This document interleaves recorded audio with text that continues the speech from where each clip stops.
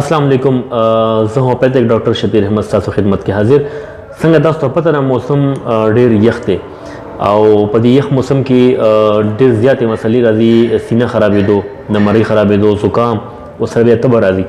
زه تاسو یو داسې دوه هربل دوايانې ښیم چې هغه تاسو ځان سره کور کې ساتئ او چې علامات کله موجود وي هغې مطابق تاسو استعمالوئ انشاءالله.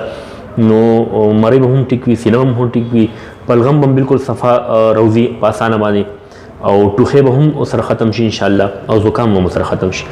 یو دوی دا ماجون په شکل کې راځي، د همدرد کپنۍ هم راځي، د کرشي هم راځي، دواړه ښه سټینډرډ کپنیانې دي.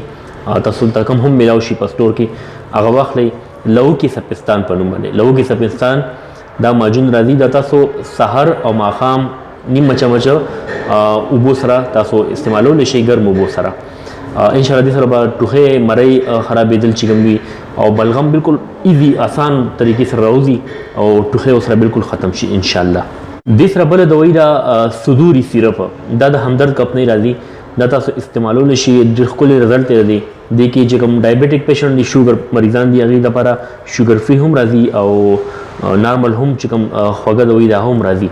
نو صدوري سیرپ تاسو سهار او ماښام یو چمچ استعمالولی شئ. دې سره به انشاءالله تاسو بلغم ختم شي، سینه هم بالکل صفا شي، ټوخې هم ختم شي او ډېر زیات فایدې دي. دا دواړه دوایي تاسو استعمالولی شئ. یو دی لوګي سپستان دا ماجون دي او بل صدوري سیرپ. دا دواړه ځان سره کور کې لازمي ساتئ او خپل ځان خیال ساتئ. کوشش کوئ چې ګرمې کپړې استعمالوئ، ټوپۍ په سر وئ، ماشومان د یخنۍ نه ساتئ ځکه چې ډېر زیات موسم درجه حرارت را پرېوتی دی. نو زما دا دعا ده چې الله پاک دې ټول مریضانو له شفای کامله نصیب کړي. سره زما او که دا ویډیو تاسو خوښه شوي وي نو دا زما چینل ډاکټر شبیر پښتو پر موجود دی، دا سبسکرایب کړئ. جزاک الله، الله پامان.